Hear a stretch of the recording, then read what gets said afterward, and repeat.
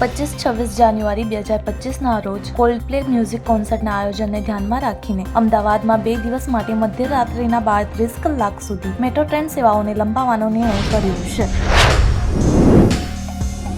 વડાપ્રધાન નરેન્દ્રભાઈ મોદીએ બેટી બચાવો બેટી પઢાઓ અભિયાન શરૂ કર્યું છે, જેના પરિણામે દીકરી જન્મદર પ્રમાણમાં વધારો થયો છે. દીકરી જન્મદર 890 થી વધીને 955 થયો હતો.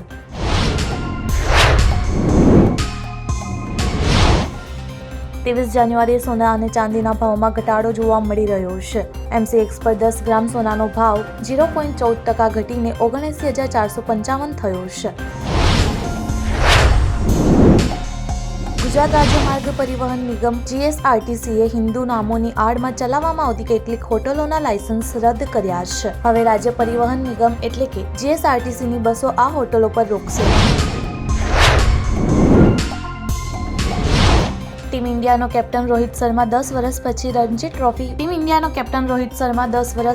રણજી ટ્રોફીમાં વાપસી કરવામાં નિષ્ફળ ગયો છે. શુભમન ગિલે પણ લોકોને નિરાશ કર્યા છે.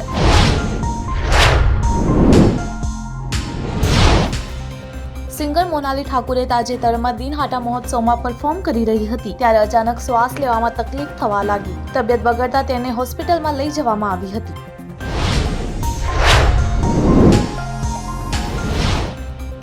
એક અધિકારીના ઘરમાંથી એટલો મોટો ખજાનો મળી આવ્યો છે કે તેની ગણતરી માટે વિશેષ મદદ લેવી પડી છે. વાસ્તવમાં આ મામલો ભયાનક ભ્રષ્ટાચારનો છે.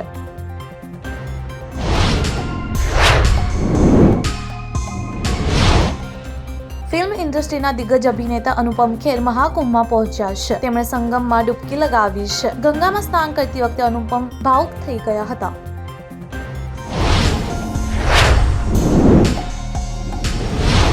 સોમવારે અમેરિકાના 47માં પ્રમુખ તરીકે ડોનાલ્ડ ટ્રમ્પે શપથ લીધા હતા. ત્યારે જન્મના આધારે નાગરિકતા અંગેના અમેરિકાના પ્રમુખના નિર્ણયથી ગર્ભવતી મહિલાઓ ચિંતામાં મુકાઈ ગઈ છે.